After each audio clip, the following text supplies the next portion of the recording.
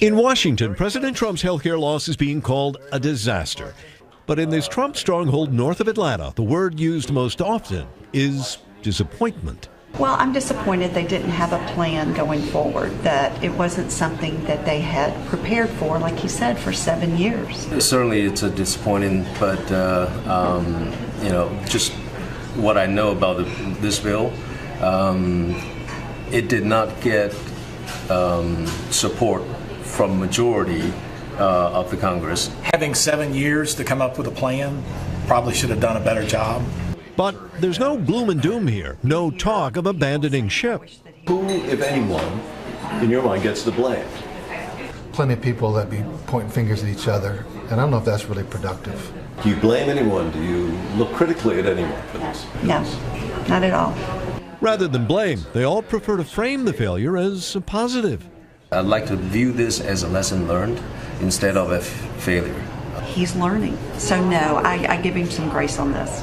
The president learned how deep the swamp really is, and will find the right way to exert the art of the deal. He sold himself as being the deal maker. Paul Ryan failed to bring together disparate groups. You don't see this then as a failure of the president to close the president.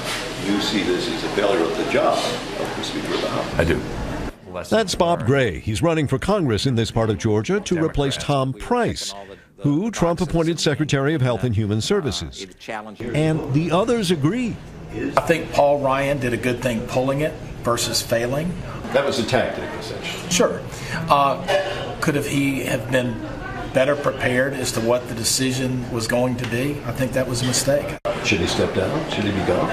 No. Should he step down?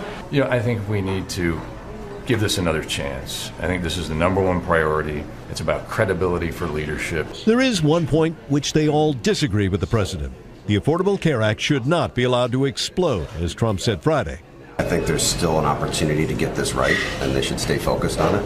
Healthcare reform is not dead. It should come back at some point during his presidency. As for their faith in Donald Trump? Does what happened Friday change in any way your feelings about the president, your support of the president? No. Does this in any way change your feelings or support for the president of the United States? No. Absolutely not. It does not for me.